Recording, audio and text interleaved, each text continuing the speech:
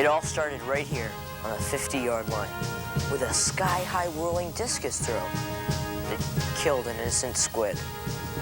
It ended here, too, on Valentine's Day at 7:07 a.m. in a massive showdown between me and this gruesome sandwich-eating mutant named Open-Face. We stood right on this spot, hating each other's guts in the freezing cold. Until, well, you'll find out. My name's Pete, by the way. This here's my brother, Pete. Yeah, we come back here every now and then to pay respects to the squid I killed. It's true. I killed it. But it was an accident, I swear. You see, my dad's this guy who always wanted to be a discus thrower in the Olympics. Sometimes he even sneaks out at night and pretends he's champion of the world. He kept bugging me to practice, so at least someone in our family could be on a cereal box. I said, no thanks. But then the guilt started getting to me, and one February night I gave in. I felt like a spaz king out there with my friend Ellen and Pete, but then I thought of my poor dad and I let one rip. It was a toss I think he would have been proud of, if only it hadn't crash-landed right on our sacred school mascot, Edna the Fighting Squid. Ellen said, we have to tell Mr. Beverly. This guy who owned the squid, but luckily he was sound asleep, because I had a much better idea. Let's bury it. So we did, in a special place where I figured school mascots deserved to go, the 50-yard line. You swear that you won't tell? I swear. What if they dip you in acid? I'll never tell, Pete, no matter what, even if they lower me inch by inch into the molten lava of a live volcano. My secret was safe forever. Or so I thought. Then I made the mistake of falling for my math teacher, Miss Fingerwood, and things kind of went Kablooey!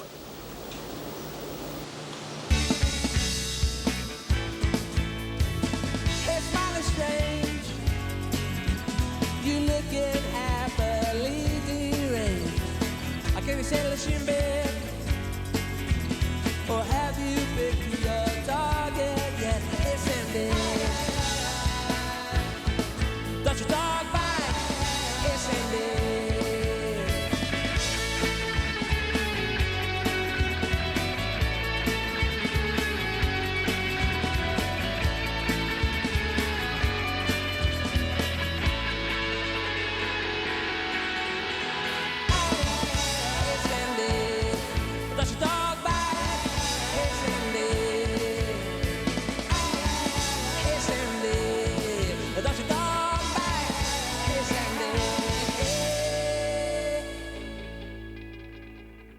You don't have to be a math genius to figure out that the chance I had of getting Miss Fingerwood to like me was about 950 million to 1. That's her. She's a total maniac about math. But even so, she'd say stuff that just killed me. I'll never forget that Christmas morning. The river was 1.3 miles wide, and there I was, swimming the Australian crawl at a forward acceleration of 0.04 seconds per second. Plus, there was something about the way she drew her twos that I liked a lot. The problem was, I wasn't the only one with Miss Fingerwood on the brain. It turned out that Mr. Beverly, this guy who paints the lines on all the playing fields, he liked her too. Stay off the line! He lived in a shack on the edge of the school grounds and took care of the squid when it was alive. Like Miss Fingerwood, he was also a slave to math, working late into the night making geometrically perfect lines, while she stayed late calculating the square root of infinity. I guess that's why he loved her. Ellen thought they were made for each other, but I knew if I could melt Miss Fingerwood's mathematical heart, she'd see that there was more to life than long division. But I'd forgotten about one thing. Open-Face. Class? Open-Face is my archenemy, an evil kid who always eats open-face sandwiches, even in church. He's dedicated his life to making me miserable, ever since I stopped him from electrocuting a chihuahua. What are you doing? When he realized I had a crush on Miss Fingerwood, his mutant brain began to sizzle like a fried meatloaf, and he hatched a diabolical plan to destroy me and rule the school. It all started with a visit to Mr. Beverly. Mr. Beverly! Beverly, I'm talking to you! Oh, I'm sorry. I was just lubricating the gyro sprockets. Have we met? The name is Open-Face, and these are some of my esteemed colleagues. But enough about me. Let's talk about you. You're Squid, and a math teacher we like to call Miss Fingerwood. You like her, don't you? She's mathematically pure. Exactly, and you don't want some bug-eyed redhead kid slobbering all over her, do you? Slobbering? It says Pete, kid. Stares at her and slobbers all day long. Someday she may be slobbering back. Who knows, she may be slobbering right now. Not Miss Fingerwood. You fellas don't know her. Oh, and you do? Listen, Beverly, I can help. I'll talk to the flamehead and make him realize there's other fish in the sea. You would do that for me? Sure. And in return, all you have to do is give me the squid. Kid, squid. It's that simple. Where is it anyway? Edna, no, you can't have her. No, she's, I'm sorry. Poor Mr. Beverly. He just couldn't admit that Edna was missing. He actually thought his beloved squid had gotten jealous over Miss Fingerwood and had run away from home. I can't give up, Edna. You have to let go, Mr. Beverly. It's cruel, I know, but love is cruel. Besides, I love Edna too, and that's why I want to set her free. Free! Being a school mascot is no life for her. I'll take her to the ocean and set her free. Free to live among the friendly plankton of the deep. And the shrimp cocktail. You probably figured out that Openface had no intention of setting Edna free. He wanted the squid to serve his own twisted quest for power. He knew that nobody would mess with him if he was the keeper of the sacred fighting squid. You won't hurt this kid, will you? Me? You'll just get him to stop slobbering. Okay, it's a deal. Just one more thing, Openface. Yeah? Stay off the line. The deal was set. Stop the kid, get the squid. Perfect. Except for one thing, the squid was dead. Of course, no one knew that except for us. Mr. Beverly kept hoping and praying that Edna was wiggling her way back home. Looking back, he must have felt pretty torn up inside, but I did too. We were more than halfway through the school year, and Miss Fingerwood still thought my name was... Whizzer? Pete. Just Pete. The time had come to make my move. So on the day we were supposed to read algebra word problems we had written ourselves, I declared my love for her. If 1 is the loneliest number, then x plus 1 over the circumference of a full moon equals the square root of eternity. Us eating donuts together beneath a willow tree. Somehow, I don't think Miss Fingerwood got the drift. But Ellen sure did. How could you possibly be in love with Miss Fingerwood? I don't know. She swam across the Mississippi on Christmas. She's 31 years old and smells like chalk. She doesn't act 31. Pete, she calculates the speed of electricity for fun. You just don't understand. Sure I do. Watch. 1, 2, 3, 4. What are you doing? I'm counting to 1,000,000 for fun. 5, 6, 7. I knew what Ellen was trying to do, but no matter how high she counted, she'd always be a girl and a friend, but not a girlfriend. With Miss Fingerwood, I don't know, it was like I felt drawn to her somehow. Pete suggested expressing my true feelings with powerful electromagnets, when as suddenly as your dog barfing on a rug, there they were. Well, well, well. If it isn't the brothers Pete. The whole gang was there.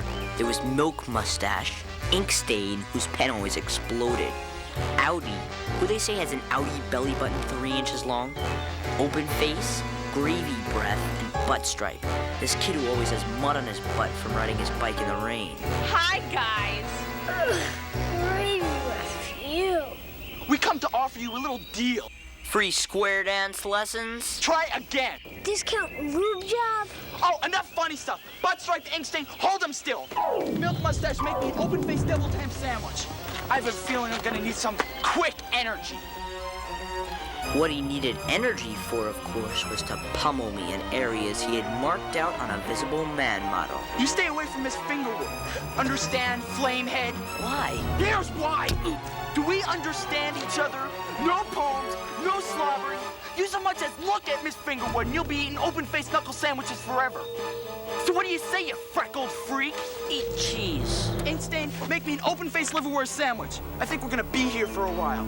And I'm starting to feel liverwursty all of a sudden. Hi. 7. What happened to you?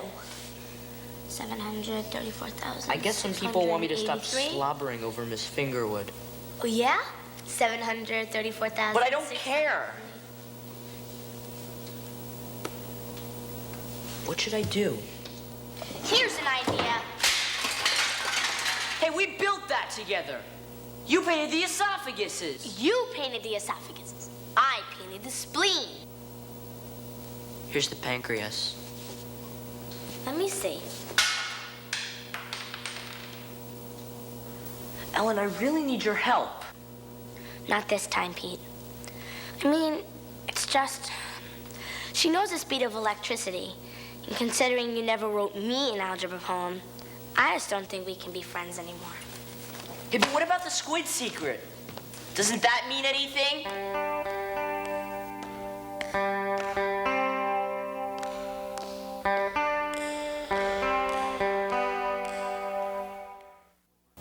After the big blow-up over Miss Fingerwood, Ellen wouldn't even look at me. I tried catching her eye while we were out in math class calculating the rotation ratio of the solar system, when all of a sudden, Pete! a miracle happened. Pete, what in heaven's sweet name happened to you? You look like you were hit by a 2-ton truck traveling at 7,800 feet per second. Uh-oh. Open-Face's strategy had backfired. Miss Fingerwood was starting to fall for me. You poor thing. Mr. Beverly must have seen it all and had some sort of breakdown because he started roaming the streets at dawn, painting wobbly lines and talking to himself. Miss Fingerwood? Guess again. Open face. I can't take this anymore. I saw them. They were. You promised. We made a deal. Patience, Beverly, patience. Until the power of the squid is in my possession. I mean, until I can set Edna free. Free! Nothing will stop. Nothing! Inkstein, we need a plan. Let's blackmail the flame head. Yeah! Blackmail! All right, quiet. We need some dirt on the kid. There are ways, boss. I don't care what you do. Just make them stop. And do it they did. Open-Face knew that every kid has a secret to hide, and if he could just dig up mine, he could destroy me forever. His first target, Pete. Well, well, well. If it isn't the littlest, tiniest, teeniest Pete of them all. Take a sponge bath, hammerhead. They tell me you got a tattoo under that sleeve. Tattoo of a little lady. She's rehearsing. Look, there she is, boss. Oh, isn't she beautiful? Oh my. I wonder how she'd look with a handlebar mustache. What do you blowholes want from me? Just a little information about your brother. Like the wind. Very well. Maybe this goatee will help change your mind. Yeah. Never tea. Surely there must be one tiny secret out there you can share with us. Never. Okay, little Pete boy, you asked for it. Pete never cracked. No way. So Open-Face set his sights on the only person left who could tell it all, Ellen. At first, I didn't think she'd fall for his cunning mutant charms. You look as lovely as the Hoover Dam today, Ellen. But he kept pouring it on. Would you care for a cheddar and flounder open-face sandwich? No thanks. But I'm melting the cheese with the radiant power of your glowing beauty. Well, thanks.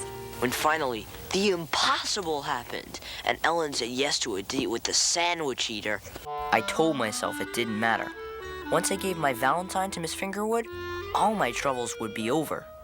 As I sat waiting for her to finish an equation she invented for measuring hiccup velocity below the equator, I saw these kites dancing around in the February sky, and I knew Ellen was out there in her lucky red boots, smiling at open face. There's nothing like a hot liver and gravy sandwich when you're flying a kite. Tasty, isn't it? Ever see a deer get hit by a car?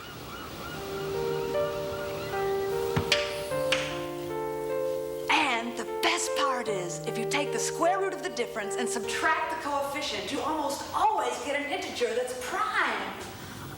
Neat. Where do you buy your shoes? Sometimes, when a kite is pulling really hard, doesn't it seem like it's trying to get free or something?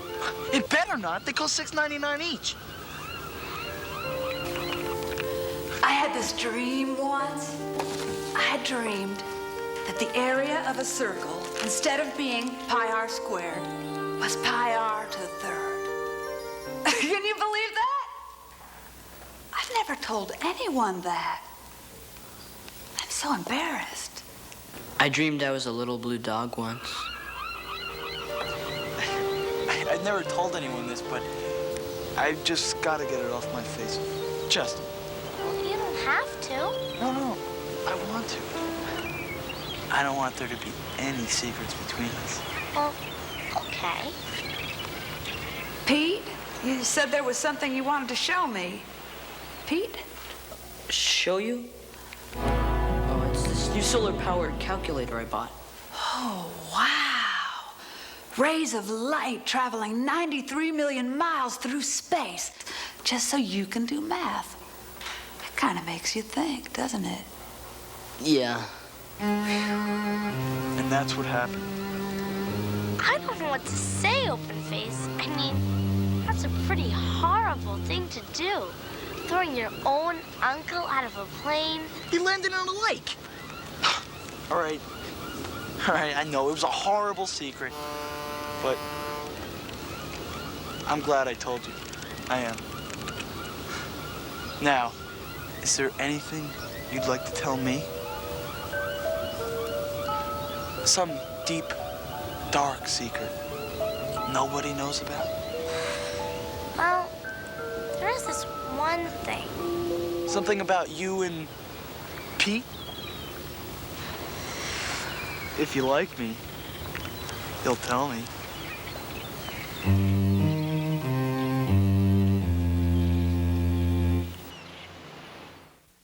I went to bed early that night, hoping to blot out the image of Ellen's red boots. Everything seemed so stupid. Squid 1 squared times the square root of squid 2 Then all of a sudden- times the square root of squid 3. 999,999. 1 million. Dear Carrot Head, let's settle this mess once and for all. Meet me at Langley Field an hour before homeroom, you miserable wuss. Sincerely yours, Open Face. So this was it. The final showdown with Open Face. I didn't know what tricks he had up his mutant sleeve, and I didn't care. All I knew was I had to get Ellen back, and I had to do it alone. It would be one Pete against the world. Morning, Carrot Head. Fancy meeting you here. I'd like to introduce you to a friend of mine, Mr. Beverly Pete. And of course you know Miss Fingerwood. Miss Fingerwood, meet everyone's favorite Squidmeister, Mr. Beverly. The pleasure's mine. Eugene, why did you ask me here today? Eugene? Shut up! I called you here this morning because there are a few things I think you'd like to know. Right, Pete? Right. Mayday! Mayday! Come in, Ellen! Ellen, Julie! Ellen! Pete, what's wrong? Pete's in trouble at Langley. Needs help. Openface knows the secret. You didn't tell him, did you? Hello, Ellen! Ellen! So, do we understand each other? No, I don't think so. You stop slobbering over Ellen. And I'll... Stop slobbering over Miss Fingerwood? Yeah. Well. So I guess things with you and Miss Fingerwood didn't quite add up. Pete, You sure draw grade 2s, though. Let me ask you this, lover boy. How will things add up with you and Ellen when you realize she told me the secret? She told you? Oh, it was a special moment we had. Just me and her, staring into each other's eyes. I guess we were meant for each other. And that's why there's one more thing you have to do. I want you to swear that you'll stay away from her forever. Or else. Or else what? I'll tell our friends here your pathetic little secret. What do you care about, Ellen? She betrayed you. I'm giving you 5 seconds to make up your puny mind. 5. She ruined you. 4. You go to jail. 3, 2.5, 2. It's a trick! 1. Can't tell the secret, open face. And why is that? Because I'm gonna tell it first. No! Mr. Beverly, your squid is dead. I killed it with a discus. Pete! No! I didn't tell him. He wanted me to tell him, but I didn't tell him. You didn't tell? You murdered Edna? You squashed the squid? What was the impact velocity? I don't know. It was an accident. Where is she now? Where's my Edna? Come on, Mr. Beverly. I'll show you. Right here. Me, Ellen, and my brother Pete buried her right here on the 50-yard line, where she belongs. Was she wearing her school uniform? Yes, sir. Did you sing the school song? We hummed it. That's what I would have done. It's hard to remember all those words. I couldn't believe it. After all I'd gone through, Mr. Beverly just looked into my eyes and forgave me. Just like that. Maybe because Miss Fingerwood smiled at him. Maybe because it was Valentine's Day. You died with dignity, Edna. Like a fighting squid should. Wait. What's going on here? Mr. Beverly, this kid squashed your squid. I mean, my squid. Edna is with us all now, open face. No, she's not. She's 6 feet underground, decomposing. Open face, you're disgusting! I was gonna set her free, Ellen. Free! Would you shut up? We had a deal, Mr. Beverly. Tell him. I get you Miss Fingerwood. You give me the squid. Mr. Beverly! I was jealous. I didn't know what to do. I don't know what to say. Before you say anything, would you come with me? As for you, open face, stay off the line. You cannot do this! I am open face! You heard him, Eugene. Scram! I'll be back. Come on, guys, let's get out of here. Even though he never stopped the kid or got the squid, Openface did do one thing right. He gave Mr. Beverly a chance to deliver his Valentine to Miss Fingerwood. Happy Valentine's Day. I made it for you. It's geometrically perfect in every way. I knew you'd like it. That is so romantic.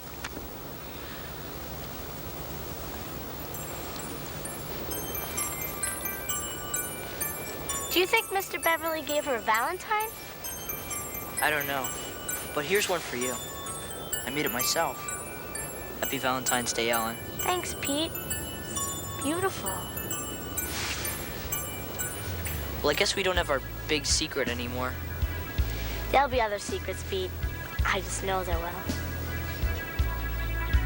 Are you crazy, man? You didn't notice her?